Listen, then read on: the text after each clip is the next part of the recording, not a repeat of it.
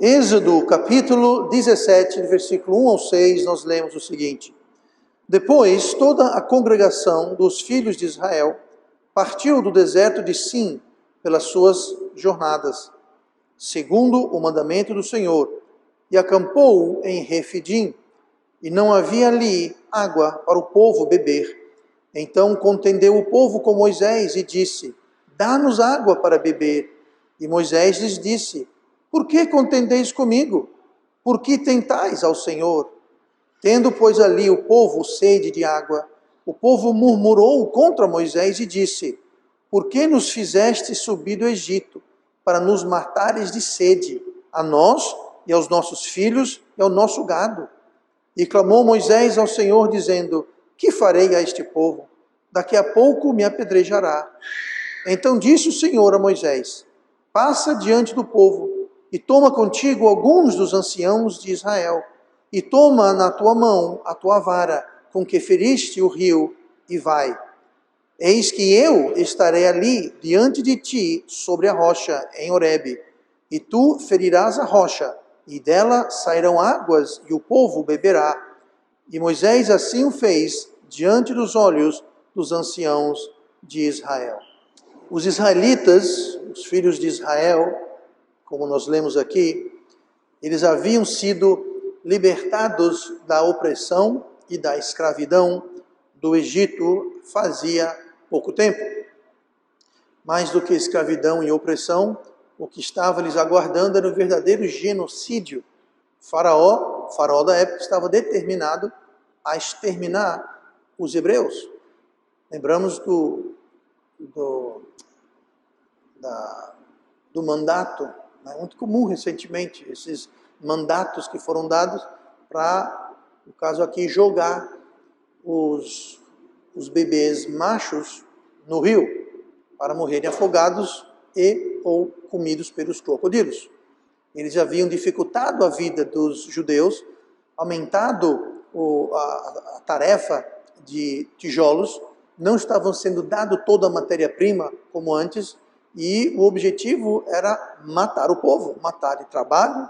Eles teriam menos tempo para fazer as outras coisas, exterminar os seus machos, os meninos, justamente para iniciar então aí um verdadeiro genocídio. E desse genocídio, escravidão, opressão, perseguição, o povo foi libertado. Fazia pouco tempo, muito pouco tempo, na época aqui que nós lemos em Êxodo capítulo 17. Não só isso, mas durante a fuga do Egito, eles tinham visto o Mar Vermelho ser partido, eles atravessaram o Mar Vermelho a seco, e apenas um mês atrás que tudo isso aconteceu, eles estavam viajando, cruzando o deserto, e Deus estava suprindo toda e qualquer necessidade, guardando eles de todo o perigo. Eles haviam experimentado as águas amargas de Mará, que foram adocicadas. Chegaram num lugar no deserto, tinha água, mas era uma água amarga, e Deus falou: corta aquela árvore, joga na água que vai resolver tudo. E de fato resolveu, e beberam. Se esqueceram do maná, se esqueceram das codornas. Tudo isso no deserto. Mas mesmo assim, depois de ter visto a poderosa mão de Deus trabalhando na vida deles, eles ainda assim falhavam em confiar em Deus. Estranho.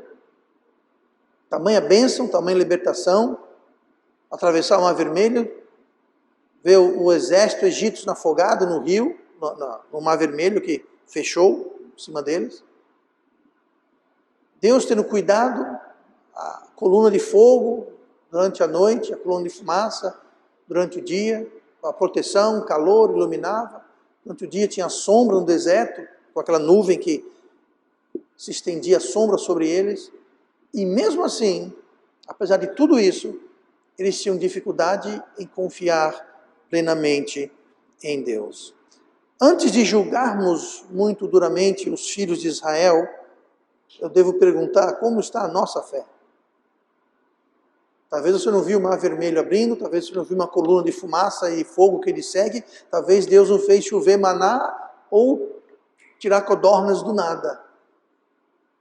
Mas certamente, cada um aqui nós podemos sim testemunhar de coisas que Deus tem feito e operado em nossas vidas. E se você está me ouvindo dizendo, não, pastor, eu não tenho nada que eu possa contar e atribuir a Deus a minha vida, então algo está errado com você. Algo está muito errado. Todos nós temos sim o que agradecer a Deus. O nosso texto aqui, que nós lemos, se deu num lugar chamado Refidim. A gente leu isso no versículo 1. E nesse lugar não havia água. Nos outros lugares havia água. Um deles foi em Mara, onde a água era amarga. Mas nesse lugar, em Refidim, não havia água, como nós lemos aqui. Depois, no versículo 1, depois toda a congregação dos filhos de Israel partiu do deserto de Sim pelas suas jornadas e seguindo o mandamento do Senhor, e acampou em Refidim, e não havia ali água. Deserto, água, sede. Começaram então a questionar, a duvidar, e segundo a palavra de Deus, esse questionamento e essas dúvidas que se levantaram equivalia a tentar Deus, como Moisés falou. Ele falou no versículo 2, por que tentais ao Senhor? Vocês estão tentando Deus. Vocês estão provocando Deus. Essa palavra tentar quer dizer provocar. Vocês estão tentando, provocando, estão futucando Deus. E eles se consumiam com o problema, eles se preocupavam com o problema ao ponto de não enxergarem Deus. E eu me pergunto, será que muitas vezes nós não somos culpados da mesma coisa? De focarmos tanto no problema, na dificuldade, que nós não enxergamos Deus, nós esquecemos de Deus. E eu pergunto, será que nós estamos tão longe assim de Refidim? Não me refiro geograficamente ao local, Refidim, mas da situação em Refidim. Onde nós olhamos o fato que algo está faltando, algo está causando alguma necessidade em nossas vidas, temos algum problema, e focamos tanto no problema, tanto na sede, na falta de água, que nós completamente despercebemos a presença de Deus. Então, muitas vezes, nós fazemos a mesma coisa. Focamos no problema e não enxergamos a Deus. Com tanta sede, ficamos que esquecemos das suas promessas, e tamanha é a nossa preocupação, que ignoramos a sua presença. E olhando para esse episódio, eu me pergunto, quais são as lições que nós podemos aprender desse episódio aqui em Refidim? Como podemos nós saciarmos a nossa sede? Talvez nós não tenhamos sede de água, mas por sede eu me refiro a alguma necessidade, algum problema, alguma falta, algo que está nos tirando o sossego, algo que está causando problemas, causando angústia. E seja lá qual for essa sede, nós podemos e devemos saciá-la no Senhor. E mesmo no deserto, Deus pode saciar a sede. Mesmo que quando a gente olha para um lado, olha para o outro, como no deserto, você olha para um lado, olha para o outro, e você não enxerga água. Não tem rio, não tem lago, não tem um oásis, e você entra em uma espécie de desespero sem saber o que fazer. É o que eles fizeram. Chegaram em Refidim e não tinha água, eles tinham sede, estavam num deserto. E perguntaram para Moisés, para que trouxe a gente para cá? Para a gente morrer de sede, nós, nossos filhos, nosso gado? Mas Deus providenciou água. Então, por mais desesperançosa e sem esperança que pareça a situação, Deus pode trazer água no deserto, Deus pode trazer a solução. Então, vamos ver algumas coisas aqui que podem nos ajudar a entender e enxergar melhor Deus em nossa situação. Nosso tema de hoje, nós vamos falar sobre sacie sua sede no Senhor. Sacie sua sede no Senhor. Olhe comigo para o versículo 1 do Êxodo 17.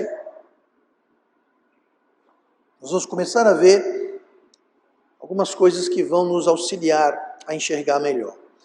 Versículo 1. Depois toda a congregação dos filhos de Israel partiu do deserto de Sim, pelas suas jornadas, segundo o mandamento do Senhor, e acampou em Refidim, e não havia ali água para o povo beber.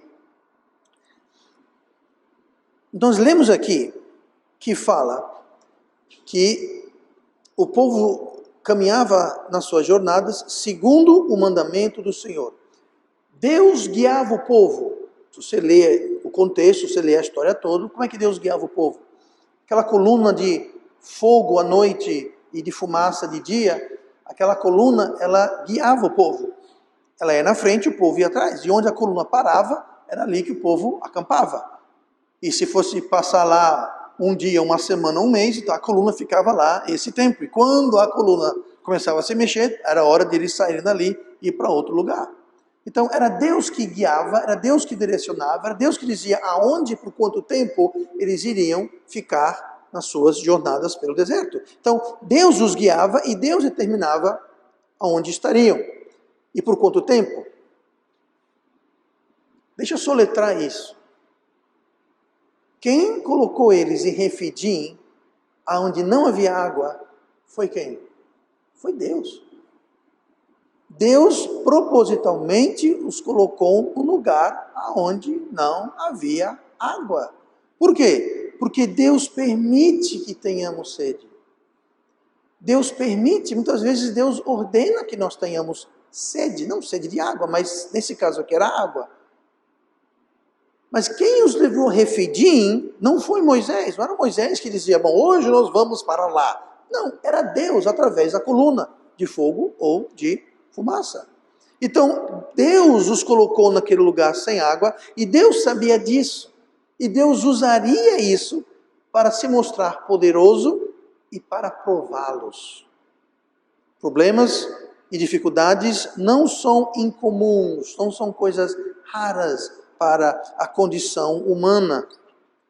Poucos dias antes desse problema de falta de água, eles encararam o problema de falta de comida, falta de pão. E o que foi que Deus fez? Deus mandou maná. Aí eles disseram, tá, maná é muito bom, mas cadê a carne? Não tem carne no deserto. Aí Deus mandou as codornas. Para quem não sabe, codornas não são naturais naquela região do mundo. A Bíblia fala que um forte vento trazia as codornas.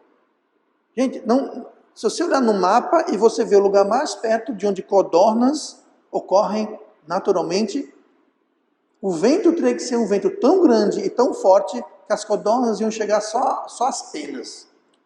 Esse codorna aqui, pena ali. Em outras palavras, tudo indica, dizem os estudiosos, tudo indica que essas codornas elas eram criadas. Deus criou codornas. Ali naquela área não existia codorna. Do mesmo jeito que não tem girafa, leão, rinoceronte, não tem codorna no deserto. Naquela região do mundo, codorna não é uma ave natural naquela região. Então, o que é que Deus trouxe? Deus criou, Deus trouxe, não interessa. O que interessa é que quando faltou carne, Deus mandou codornas. Quando faltou pão, Deus mandou maná. E quando faltou água, não havia faltado água até aquele momento. Mas Deus pensou, eu vou prová-los. Poucos dias antes eu mandei maná, poucos dias antes eu mandei codorna. Eu vou colocá-los num lugar sem água. Eu quero ver o que eles vão fazer. Se eles vão confiar em mim ou não. Eu vou deixar eles ficar com um pouco de sede para ver qual será a reação deles. Eu vou prová-los. E é triste ver que eles falharam miseravelmente.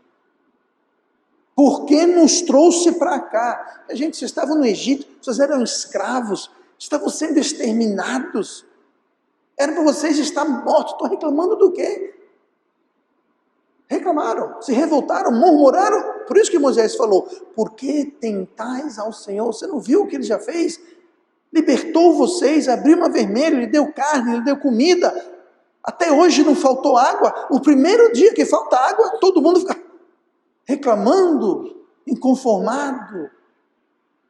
Deus permitiu aquilo, e Deus estava usando aquilo. Deus permite certas coisas sempre com um propósito. Nunca é caprichoso ou de graça, sempre tem um propósito. Filipenses 4, versículo 12, o apóstolo Paulo escreve, sei estar abatido e sei também ter abundância. Em toda maneira e em todas as coisas estou instruído tanto a ter fartura como a ter fome, tanto a ter abundância como a padecer necessidade. Ah, pastor, mas eu não sou capaz disso. Eu não sei padecer necessidade. Eu sei padecer abundância. Eu sei que uma coisa está boa, mas dificuldade, eu não sei se eu sou capaz disso. Eu vou lhe responder, você não é capaz disso.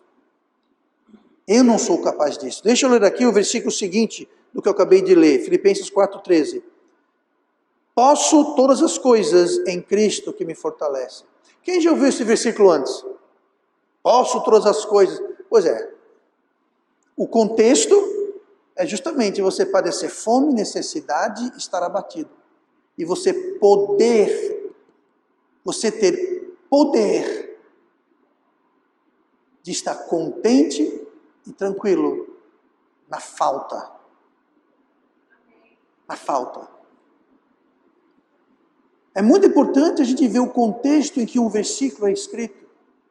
Posso todas as coisas. Aí a pessoa pensa, eu vou voar, eu vou fazer isso, eu vou fazer aquilo, Ok, tudo bem, mas olha o contexto. O contexto é justamente esse. Sei estar abatido, sei ter abundância, em todas as coisas, em todas as maneiras, estou instruído a ter fartura, ter fome, abundância ou necessidade. É para isso também que serve o poder de Deus. Então, qualquer situação que eu e você nos encontramos, seja com bolso cheio, bolso vazio, com saúde, com doença, com pobreza, com riqueza, com fome, com sede, toda situação nós podemos estar contentes e satisfeitos, e instruídos e superar. Problemas, dificuldades nos lembram que esse mundo não é o nosso lar. Problemas, dificuldades nos mostram quão insatisfatório é este mundo e nos faz almejar por um nosso lar celestial. É muito triste quando o crente fica tão confortável nesse mundo, tão à vontade, tão satisfeito que de repente ele até esquece que está aqui temporariamente, está aqui de passagem, nós somos apenas forasteiros, estamos atravessando como viajantes, peregrinos nessa vida. E nós acabamos enraizando e desfrutando e nos acostumando com esse mundo que nós esquecemos. E muito crente esquece até de ler a Bíblia. Ler a Bíblia passa de ser uma coisa importante, passa a ser algo que eu vou fazer quando der tempo, se eu tiver vontade. Sabe quando o crente volta para a Bíblia? Quando começa a aparecer dificuldade. Quando começa a buscar conforto que só Deus pode dar. Ele corre para Salmos. Não estou criticando não, está certo. Começamos a buscar as promessas que Deus faz. Quando? Quando estamos abatidos. Quando a geladeira está cheia, o bolso está cheio, está todo mundo saudável. Aí nós temos a tendência de esquecer um pouquinho aquilo. E problemas e dificuldades nos mostram que este não é o nosso lar. E almejar o nosso lar celestial, um lugar onde não há doença, onde não há injustiça, onde não há guerra, onde não há crime, onde não há fome, onde não há pobreza. Tudo isso esse mundo tem, em abundância. E dificilmente você vai passar por esta vida sem sofrer a maioria dessas coisas que eu acabei de falar. Dificilmente. Mas o nosso lar celestial não tem nada disso. E os problemas nos lembram. Então Deus permite sede, mas se nós o seguirmos e nós o obedecemos, Ele vai saciar a nossa sede. Deus nos dá sede, mas Ele quer saciar a nossa sede. Se nós confiarmos nele, Deus é sim capaz. Ainda lendo de Filipenses 4, no mesmo contexto, no versículo 12, onde Paulo falou que sabe estar abatido, estar em abundância, onde ele fala que todas as coisas pode em Cristo, ele também escreve no versículo 19, o meu Deus, porém, segundo as suas riquezas, suprirá todas as vossas necessidades em glória por Cristo Jesus. Deus pode saciar nossa sede. Então vamos saciar nossa sede no Senhor. Olha comigo no versículo 6 que nós lemos. Eis que eu estarei ali diante de ti sobre a rocha em Horebe, e tu ferirás a rocha, e delas sairão águas, e o povo beberá. A segunda coisa que é muito importante a gente lembrar é que só Deus, apenas Deus, Deus é o único que pode saciar a nossa sede. Quando nós focamos nos problemas, nós não enxergamos, nós não buscamos a solução nele. Pelo contrário, nós buscamos a solução fora dele. Nós buscamos a nossa solução.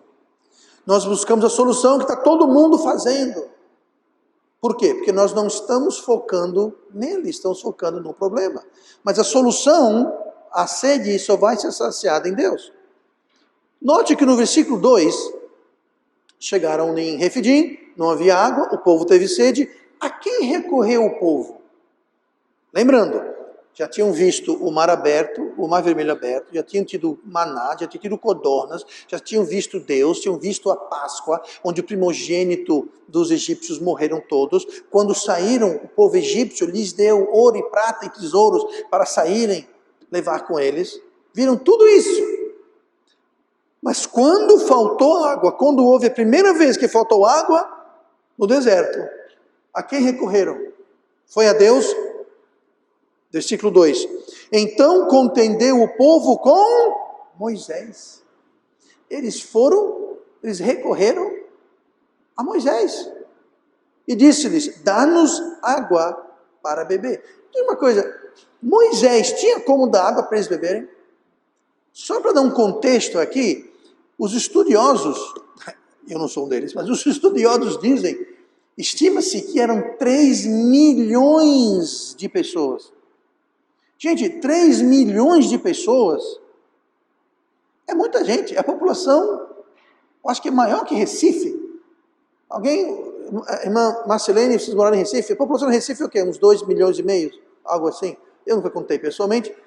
Mas, gente, é mais pessoas do que a população de Recife. No deserto com sede. Mas, fora o gado. Eles tinham gado. Lembrando que o povo no Egito, se você lembrar quando Abraão foi lá resgatado por José do Egito, eles foram convidados a ir para o Egito e serem pastores. Então essa história de fazer tijolos estava atrapalhando com a profissão deles, que era o quê? Eram pastores. Então quando eles saíram, isso você vê quando o faraó não queria, falou, vai para o deserto servir o teu Deus, mas deixa as crianças, deixa seus rebanhos. Moisés falou, não, vai todo mundo, vai os adultos, as crianças, vai o gado, vai todo mundo. Eles tinham gado. Então você imagina quanto gado havia. Eram cerca de 3 milhões de pessoas e quem sabe lá quantas cabeças de animais. Aí vão para Moisés e falam, Moisés, dá água para a gente? Moisés falou, por que você está vindo para mim? Porque estou reclamando comigo. Você acha que Moisés não estava com sede também? Moisés era farinha do mesmo saco que eles. Moisés era como eles. Moisés não tinha como. Mas foi a Moisés que eles recorreram. Eu pergunto, se teria sido diferente essa história, se ao invés de recorrer a Moisés, eles tivessem recorrido a Deus? E falado, Deus, você nos tirou do Egito, abriu o mar vermelho, nos deu codorna no deserto, maná do céu, nos deu água até hoje. Hoje estamos no lugar que o Senhor nos trouxe e não há água, Senhor. Faça alguma coisa. Será que se eles tivessem tido essa atitude, teria sido diferente a história? Porque o que eles fizeram foi reclamar e perguntar, por que saímos do Egito? E não foi a primeira vez que eles falavam isso, não. Por que saímos de lá? Lá que era bom. Disseram essas palavras. Queremos voltar para o Egito. Pois é. Mais uma vez, reclamando. Muitas vezes, nós corremos e recorremos primeiro ao mundo, a homens, para ideias e soluções mundanas, e não para Deus. Eu não tenho nada contra você procurar um médico, uma farmácia, chamar ambulância. Nada de errado com isso. Mas não deve ser a primeira coisa que você faz. Estou falando sério. Eu não estou passando bem. Primeira coisa, dobre o joelho e fala, Deus, eu estou com isso. Não estou dizendo não vá para o médico, não estou dizendo isso. Mas a primeira coisa, o primeiro ponto de chamada num problema é dobrar o joelho e recorrer a Deus. Seja o que for. Problema financeiro, vou logo estourar o limite do cartão. Vou logo pedir dinheiro emprestado. Talvez você precise pedir, talvez você precise recorrer. Mas não deve ser a primeira coisa que você faz. Não deve ser a primeira coisa é buscar Deus. E muitas vezes nós perdemos a solução que Deus tem, porque nós simplesmente saímos batendo em porta errada, recorrendo nos lugares e pessoas e situações erradas, em vez de recorrer a Deus. E Deus permitiu aquela sede, muitas vezes, para nos provar, como fez com os filhos de Israel, e ver o que Ele vai fazer. Entenda, Deus já sabe o que você vai fazer. Ele quer nos mostrar. É para o nosso benefício, não para o dele. Deus já sabe. Mas Ele quer mostrar aonde estamos colocando a nossa fé e a nossa confiança, que muitas vezes não é nele. Ele está querendo nos alertar, nos avisar, porque nessa de colocar fé e confiança e buscar soluções fora de Deus, nós vamos acabar complicando nossas vidas. Fazendo as coisas do nosso jeito, que geralmente não é o jeito melhor. Então, não vamos correr e recorrer à criatura, mas sim ao Criador. Muito melhor. Até coisas boas e proveitosas não podem saciar as sedes mais profundas da alma do homem. Por exemplo, riqueza. Não há nada de errado com riqueza, gente. Mas riqueza nunca vai saciar e satisfazer o que sua alma almeja. Prova disso é que quanto mais dinheiro alguém tem, aquela pessoa sempre vai querer mais. Sempre. Você vai querer as pessoas mais ricas do mundo. Estão sempre querendo mais dinheiro. Por quê? Porque estão querendo satisfazer e saciar uma sede que riqueza não vai matar nunca, jamais. Sucesso. A pessoa, quando está no auge do sucesso, sabe qual é o maior medo? Perder o sucesso. Talvez não perder completamente, mas e se eu perder um pouquinho do meu sucesso? Hoje eu sou mais o top. E se eu vier a ser o segundo, o terceiro, o quarto? Como eu vou conviver com isso? Então ela sempre quer mais sucesso, mais dinheiro, mais fama, mais prazer, mais deleites. Quando nós fazemos as coisas deste mundo, o alvo, aquilo que vai satisfazer a nossa alma, nunca ficaremos satisfeitos. Sempre vamos querer mais, e mais, e mais. Sempre. Se saciarmos nossa sede nos poços do mundo, sempre teremos sede, e mais sede, e mais sede, e mais sede. Por isso, sacie a sua sede no Senhor. No Senhor. Olha no versículo 6 mais uma vez. Estamos vendo aqui como saciar a sede. Estamos vendo que Deus permite que tenhamos sede e que só Ele pode saciar essa sede. E Deus vai saciar essa sede que Ele nos permite do jeito dele. Olha o versículo 6. E eis que eu estarei ali diante de ti sobre a rocha, em Horebe, e tu ferirás a rocha, e dela sairão águas, e o povo beberá. Quem diria que água viria de uma rocha? E note, não era uma aguazinha, umas gotas. Não. Aqui eram, como eu disse, 3 milhões de pessoas, mais o gado. Ali saiu água. Verdadeiros rios saíram dali. Versículo 3. Para nos matares, perguntando, para nos matares de sede a nós, nossos filhos e o nosso gado? Ali saiu água para matar a sede de todo mundo, adulto, criança, animal, todo mundo. A água que Deus manda pode muitas vezes vir de lugares inesperados. Deus pode saciar a nossa sede em tempos e de lugares que nós menos esperávamos. É impressionante. Eu poderia dar muitos testemunhos disso. Que às vezes a água vem para matar a sede de um lugar totalmente inesperado. Eu lembro uma vez, conversando com uma certa pessoa, que estava passando um problema muito aflito com um problema, e eu falei para essa pessoa, olha, tem esperança, porque de um dia para o outro a sua situação pode mudar completamente. Deus pode mandar águas de um jeito que tudo aquilo que está de tendo sossego vai ser levado numa enxurrada. Deus pode mudar uma situação 180 graus, literalmente de um dia para o outro, de um minuto para o outro. Nós temos que entender isso e confiar nisso e saber disso. E se Deus não fizer, não é porque Deus não é capaz, simplesmente não é o que nós precisamos. Mas Deus pode. Deus nos levará às suas águas se nós o seguirmos. Esse povo estava no deserto, acabaram ficando no deserto por 40 anos. Não precisava ser 40 anos. A viagem era de 40 dias. Ficaram 40 anos devido à rebeldia, à desconfiança em Deus. Mas a água, durante esses 40 anos, talvez você não saiba disso, nunca se atinou a esse detalhe.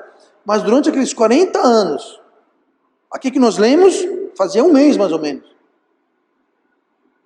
Eles continuaram no deserto por 40 anos. Esses 40 anos, a água que eles tinham no deserto vinha dessa mesma rocha. Então, pastor, eles não saíram do lugar, ficaram em Refidim o resto dos 40 anos. A rocha seguia o povo no deserto. Olhe comigo para 1 Coríntios 10 e versículo 4. 1 Coríntios 10, 4. Diz assim: E beberam todos de uma mesma bebida espiritual, porque bebiam da pedra espiritual, olha as palavras, que os seguia. Essa pedra é aquela pedra que nós lemos em Êxodo. Aquela pedra os seguia. Aí diz assim, e a pedra era quem? Era Cristo. Gente, o que foi que a gente leu aqui no versículo 3? No versículo 6. Eu estarei ali diante de ti sobre a rocha. Quem estava sobre aquela rocha? Jesus. Cristo, o próprio Deus, falou, vá para a rocha, eu estarei, ninguém viu, mas eu estarei na rocha. E eu farei sair daquela rocha água para matar a sede de todo mundo. E nós lemos em 1 Coríntios 10, versículo 4, que aquela rocha os seguia. Então havia na frente uma coluna de fumaça de dia, de noite era fogo, e atrás, lá no final da fila, no final da linha, havia uma rocha que os seguia. E quando a coluna parava, eles acampavam, daquela mesma rocha saía água para a multidão de pessoas. Quem supria a água era Deus, do jeito dele. Note que ele fala, quando ele fala a vara era o cajado. Quando nós lemos aqui que você feriu as águas se abriram, foi o cajado. Quando Moisés encostou o cajado, as águas se abriram. Pois bem, falou, do mesmo jeito que você feriu as águas e águas se abriram, você fira, ou seja, você bata, você fira a rocha. E quando você bater na rocha, vai sair água da rocha. E isso se repetia durante os 40 anos. A rocha fornecia água. Eis que eu estarei ali diante de ti sobre a rocha. Deus estava sobre aquela rocha. E aquela rocha o seguia. Então, Deus não os abandonou no deserto, apesar de estarem no deserto pelos 40 anos, devido à desobediência e incredulidade. Mesmo que nós somos desobedientes e em parte incrédulos do que Deus pode e quer fazer em nossas vidas, Deus não nos abandona. Pelo simples fato que se nós somos salvos, nós nascemos de novo, nós somos propriedade dele. E o nosso valor está no preço que foi pago, que foi Cristo na cruz. Então nós temos grande valor para Deus. Deus não vai nos abandonar. Mas Ele vai usar a sede, Ele vai permitir sede para nos provar, nos edificar, nos fortalecer. Mas nunca, jamais Ele vai nos abandonar. Então, sacie sua sede no Senhor. Toda sede pode ser saciada em Deus. Deus permite sede para nos levar a Ele. Quem estava sobre a rocha diz: quem estava sobre a rocha de onde saía a água? Deus estava lá. Então o povo ia para a rocha, o povo ia para Deus. Deus quer saciar nossa sede, Deus quer nos dar sede para irmos a Ele.